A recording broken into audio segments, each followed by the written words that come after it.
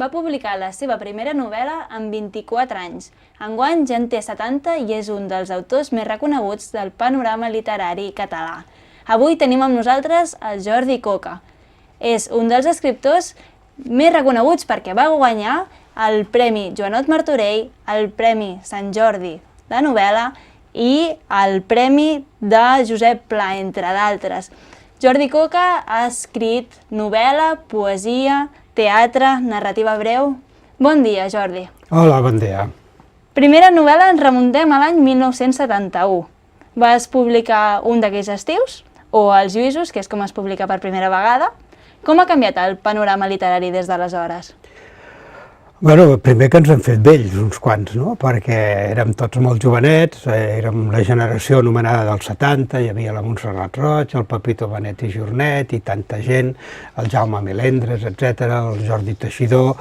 És una generació que ha estat molt tocada per desgràcies, per accidents, per malalties, el càncer, la sida, i realment ha mort molta gent. Però el gran canvi, jo diria que no és aquest, sinó que és una mica el canvi del país. L'any 70 estàvem encara en plena dictadura, o al final de la dictadura, però era un moment encara dur des del punt de vista de la repressió, i ara, amb tots els defectes del món, però estem en un país democràtic, on les coses es poden dir i, evidentment, treballar amb llibertat i poder-se expressar amb llibertat és un gran què. Aquest diria que és els dos grans canvis vist des de la meva posició, una posició, diguem, en aquest cas, molt subjectiva. De fet, aquesta mateixa novel·la te la van censurar. Com vas viure aquest moment polític? Era tot plegat una mica ridícul, perquè al final les coses que censuraven no eren res de l'altre món, que a vegades eren coses molt tontes. Jo crec que al final el tema de la censura gairebé és que era com defensar uns llocs de treball, no? Vull dir que tenien l'obligació de tallar coses, de censurar coses.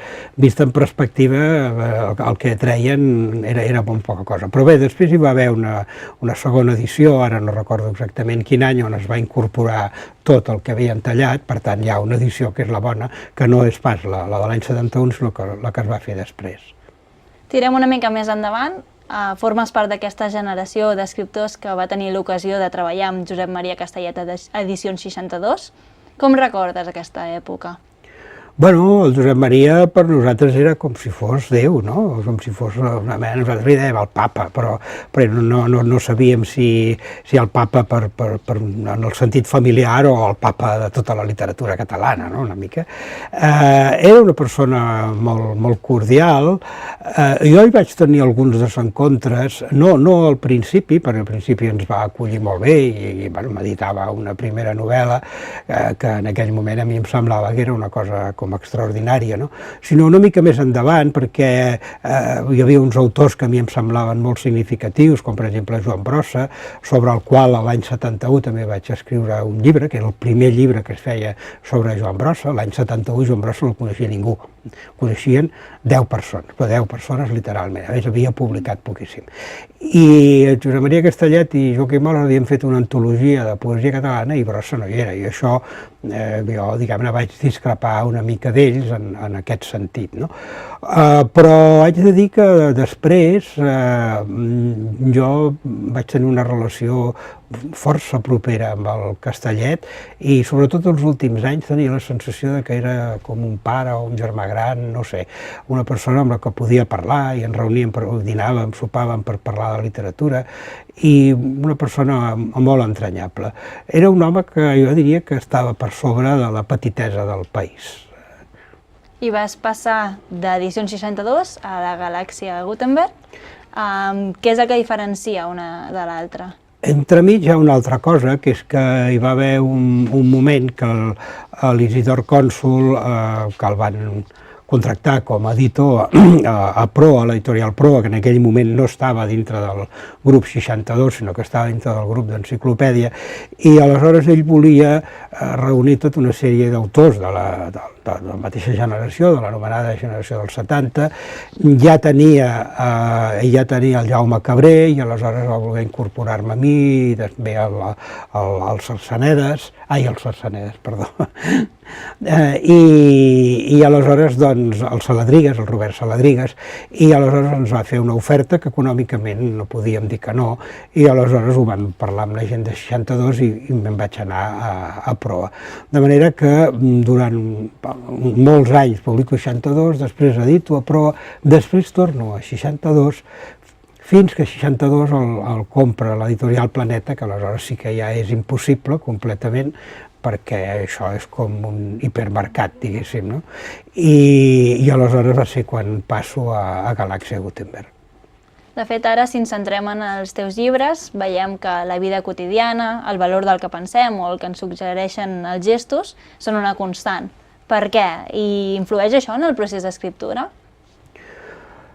Bé, el procés d'escriptura jo diria que sempre és el mateix, encara que els productes siguin diferents. Per exemple, hi ha tota una sèrie de llibres meus, no gaires, però 4 o 5, que estan basats en el mite o en temes, diguéssim, llegendaris. Per exemple, doncs, no sé, hi ha una novel·la que es diu L'Emperador, que ara el setembre que ve es reeditarà, que és un viatge a la Xina del segle XVII. Naturalment, no és una novel·la històrica, sinó que utilitzo l'excusa de la Xina del segle XVII per parlar del poder i de la corrupció del poder, que és un tema, diguéssim, etern, no?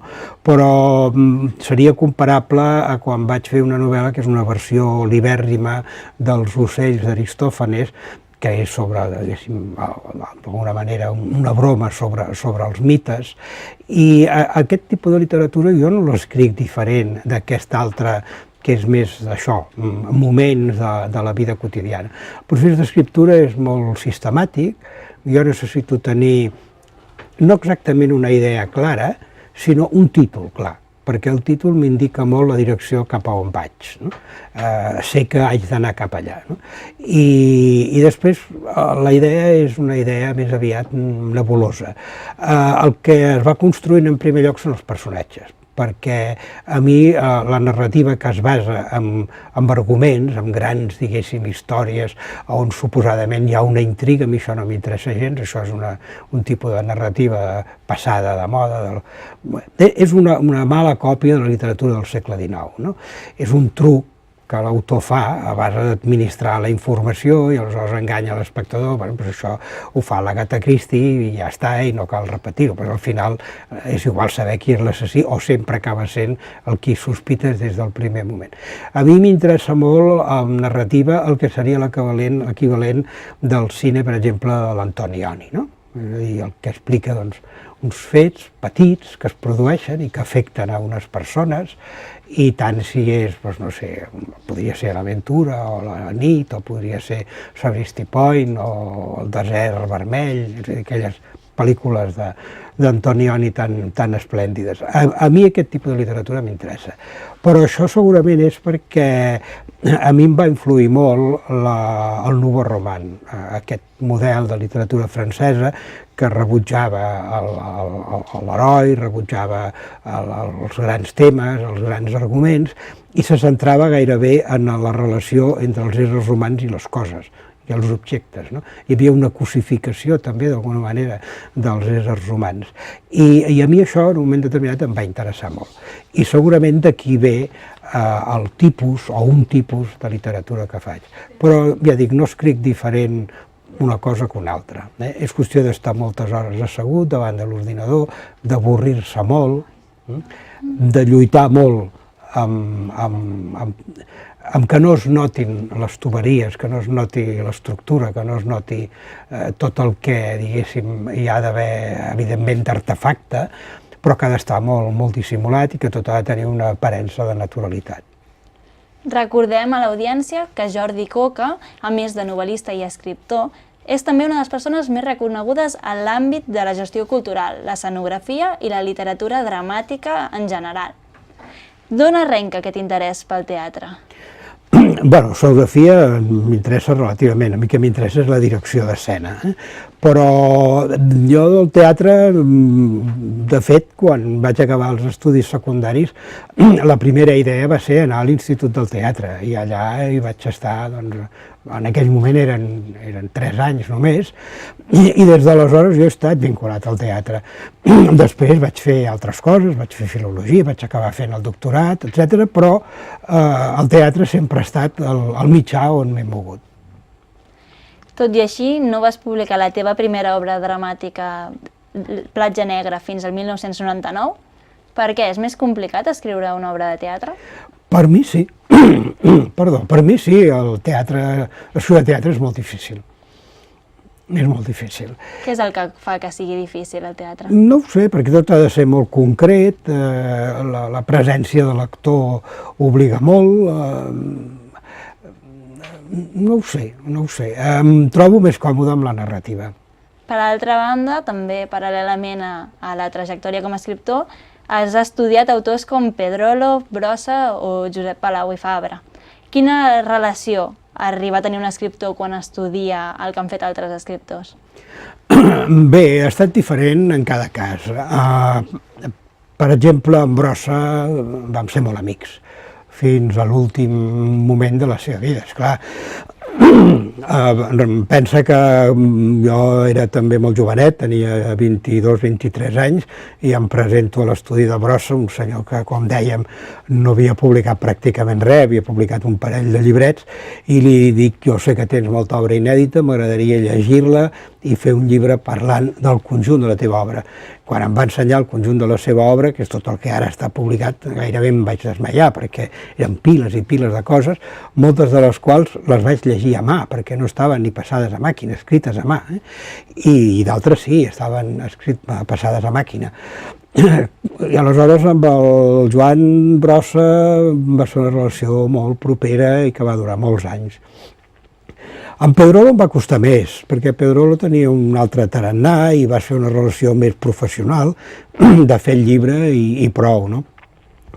I amb Palau i Fabra jo crec que hi vaig tenir una relació d'afecte molt gran. A casa no som gaire donats a que hi hagi fotografies, i si n'hi ha alguna són, no sé, d'això dels meus nets o de la meva filla, però de persones així externes doncs no n'hi ha. Només n'hi ha una, que és una en què estic amb el Palau i Fabra. Jo el Palau i Fabra el vaig estimar molt. I després altres persones, per exemple, que no vaig dedicar-li un llibre, però sí que vaig treballar amb ells i vaig fer les entrevistes. La Maria Aurèlia Campmany és una persona també amb una relació molt propera i molt afable, o Blai Bonet, una persona que a mi m'interessava molt, ell i el que escrivia, no? O Tisner. S'ha de tenir en compte que aquesta generació de gent de la preguerra ens van veure a nosaltres com una generació que veníem a salvar una cosa que ells havien donat per morta. O sigui, ells es pensaven que era l'última generació. O sigui, el franquisme va partir l'espinada de Catalunya i de la societat catalana d'una manera que semblava irreversible. O sigui, no semblava que hi hagués raonablement la possibilitat de recuperar això que tenim ara, no? Universitats on s'ensenya en català, una literatura més o menys potent, un teatre que funciona gairebé amb normalitat comparat amb altres països. I en aquell moment tot això semblava impossible. Llavors tota aquesta gent, alguns havien tornat a l'exili, altres s'havien quedat aquí, ens van rebre amb els braços oberts. I això va facilitar moltes coses, entre d'altres el fet que poguéssim editar tan aviat.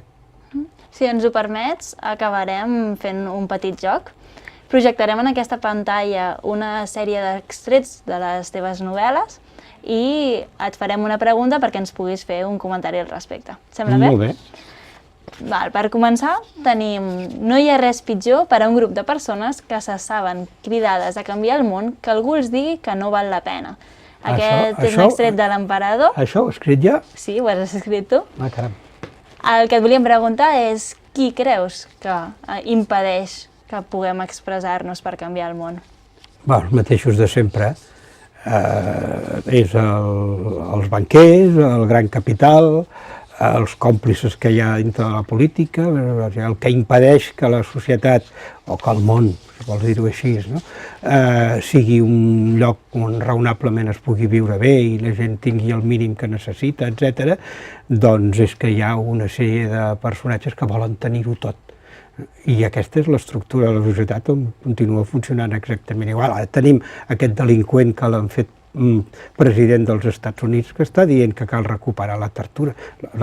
A partir d'aquí ja no sé què es pot dir més, no? Tenim una altra frase. O potser m'hauria de jugar al futur pels xarnegos de merda o per la riuada de morenets que ara arriben. Aquest és un extret d'un dels teus personatges, pels que no ho coneixen, que és un personatge que és xenòfob i que és de la novel·la En caure la tarda.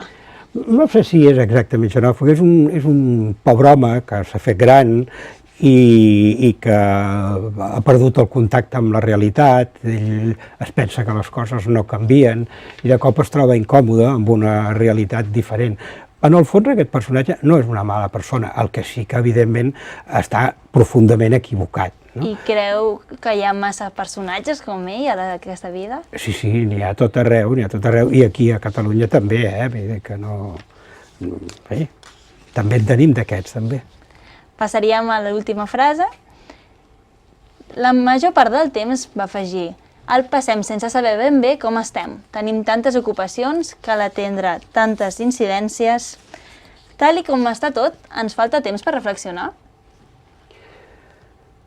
Bueno, temps, tots tenim, el dia té 24 hores i després la vida pot ser més curta o més llarga, però això ja no hi entrem, no? Però dintre de les 24 hores sempre hauríem de tenir un espai de temps per, no sé si reflexionar la paraula, perquè això sembla que ja és una cosa complicada per ella mateixa, però per estar amb nosaltres mateixos sí, no?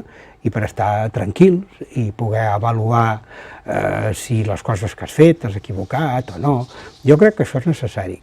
Jo intento sempre, no vol dir que ho aconsegueixi, però intento cada dia, tenir una part del meu temps en el que no faig res i senzillament respiro i estic a casa i faig això, no? Una mica com avaluar-me, però inconscientment. Jo crec que un dels problemes dels humans d'ara, diguéssim, és que pensem massa, no? Veus, establim com una dialèctica amb nosaltres mateixos i ens passem el dia dubtant del que dubtem i dubtem del que dubtem i és un desastre. I en canvi, si pares màquines i deixes que les coses arribin, doncs tot va millor. D'acord, doncs amb això acabaríem. Moltes gràcies per venir amb nosaltres i dedicar-nos aquest temps. Fins aviat, seguirem amb properes entrevistes.